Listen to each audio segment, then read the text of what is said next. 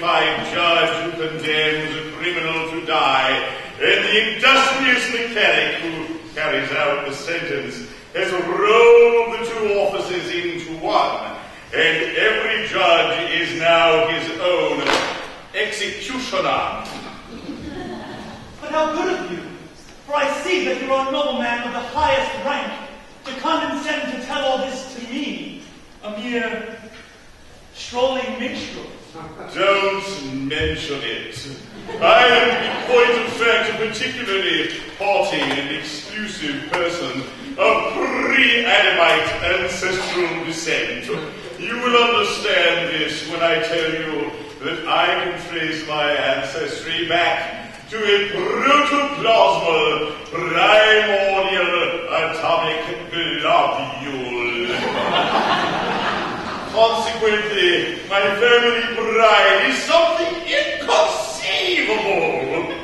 I can't help it.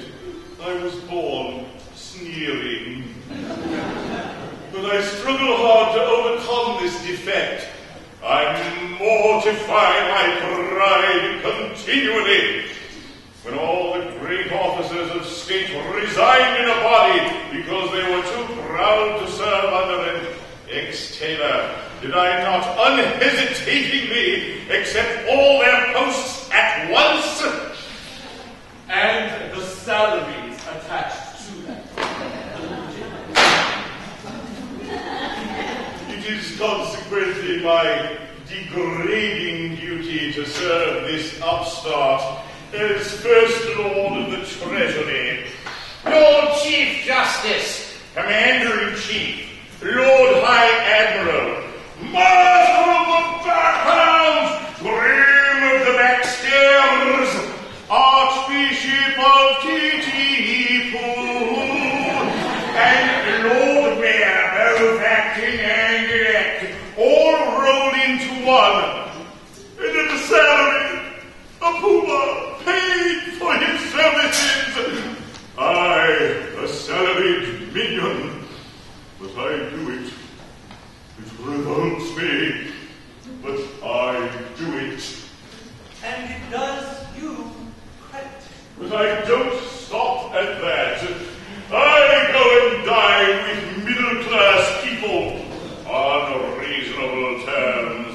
I dance at cheap suburban parties for a moderate fee. I accept refreshment at any hands, however lowly.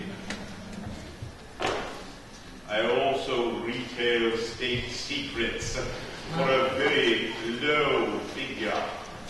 For instance, any further information about Yum Yum would come under the head of a state secret. Another insult. And I think a light one.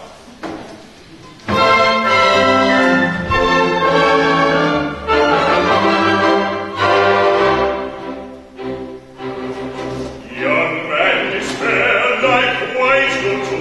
Yum Yum affair you must not do. It will not do. I'm sorry for you. You fairly imperfect commissioner. This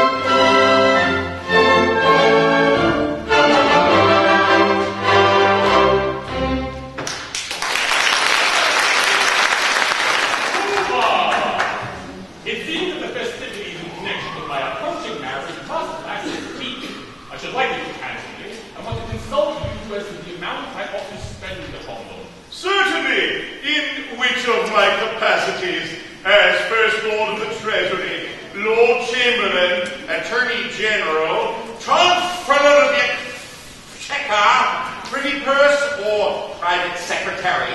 Let's say it's Private Secretary.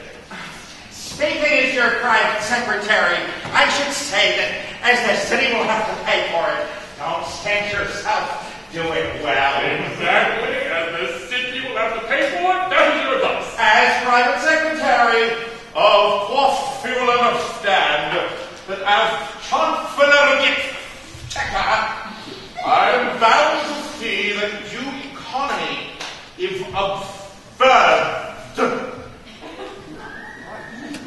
But you said just now, don't stint yourself with red. As private secretary. And now you say due economy must be observed. As Chancellor of the Exchequer. I see. Come over here with the Chancellor can't hear us. Now then, as my solicitor, how do you advise me to deal with this difficulty? Oh, as your solicitor, I can have no hesitation in saying, chance it. Thank you, I will. If it were not that as Lord Chief Justice, I am bound to see that the law isn't violated. I see. Come over here with the Chief Justice can't hear us. I suppose we say as First Lord of the Treasury. Of course! As First Lord of the Treasury, I could propose a special vote that would cover all expenses. If it were not that, as leader of the opposition, it would be my duty to resist it tooth and nail.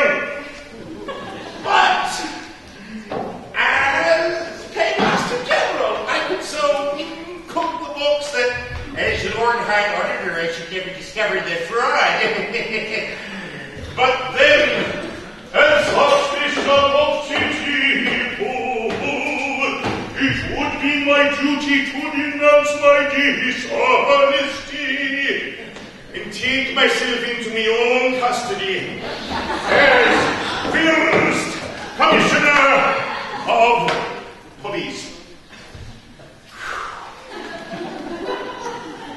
That's extremely awkward. Now, I don't say that all of these distinguished people couldn't be squared, but I think it's right to tell you that they wouldn't be sufficiently degraded in their own estimation if they weren't insulted with a very considerable bribe.